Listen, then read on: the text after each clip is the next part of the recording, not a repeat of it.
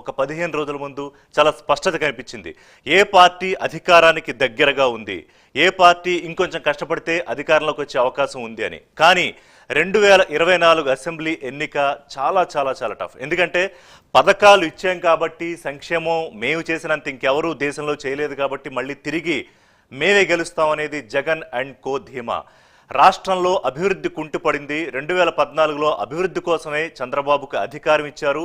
తిరిగి మళ్ళీ ప్రజలు చంద్రబాబు నాయుడు, పవన్ కళ్యాణ్, బీజేపీల కూటమికే అధికారాన్ని కట్టబెట్టబోతున్నారు అనేది ఇటు కూటమి తాలూకా కాన్ఫిడెన్స్. ఇంత జరుగుతోంది కానీ ఓటర్లు మాత్రం చాలా స్తబ్దుగా ఉన్నారు. పైకి ఎవరు ఏం మాట్లాడట్లేదు. కానీ ఇప్పటికే వాళ్ళ మైండ్స్లో డిసైడ్ చేసేసుకుని ఉంటారు ఎవరికి ఓటేయాలి అని. ఇప్పుడు పథకాల విషయానికి వస్తే సంక్షేమంలో ఇంతకు మించి ఎవరన్నా చేశారా అని నవరత్నాలు కానివ్వండి, లేకపోతే అనేక పథకాల గురించి జగన్మోహన్ రెడ్డి చెప్తూ ఉంటే మేము వస్తే అంతకు మించి చేస్తామని చెప్పి చంద్రబాబు నాయుడు మొట్టమొదటిసారిగా ఆయన అభివృద్ధి కంటే ఎక్కువ సంక్షేమం గురించి మాట్లాడుతున్నారు. సరే, సంక్షేమానికి పెద్దపేట వేసి మళ్ళీ జగన్మోహన్ రెడ్డి వైపు ఓటర్లు వెళ్తారా, లేదా సంక్షేమం ప్లస్ అభివృద్ధి ఏమీ జరగలేదు అని చెప్తున్నారు కాబట్టి చంద్రబాబు నాయుడు మాట విని కూటమి వైపు వెళ్తారా? మోదీ మ్యాజిక్ ఎంత పనిచేస్తుంది?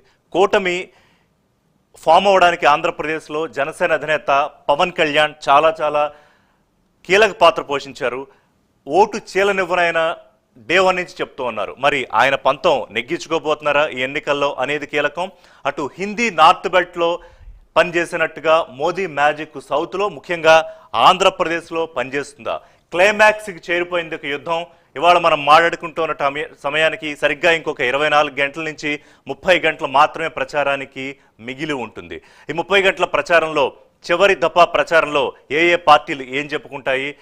టఫ్ ఫైట్ అని నేను చెప్తూ ఉన్నాను. ఇటు వైసీపీ వర్సెస్ కూటమి, ఎవరి ధీమాలో వాళ్ళు ఉన్నారు. 120 సీట్లు మాకు వస్తాయని కూటమి అంటుంటే 120+ సీట్లు మాకు వస్తాయని చెప్పి జగన్మోహన్ రెడ్డి అంటూ ఉన్నారు. కానీ ప్రజలు ఎవరి వైపు ఉన్నారు? ఈ 2 రోజుల్లో ఏం జరగబోతోంది అనే దాని గురించి మాట్లాడదాం.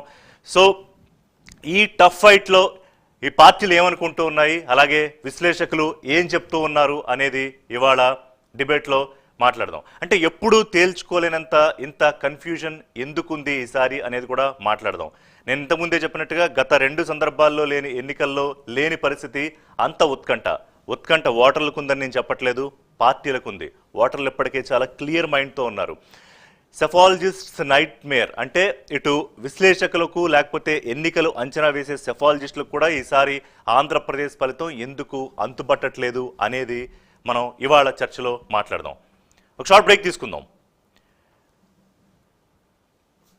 ఇవాళ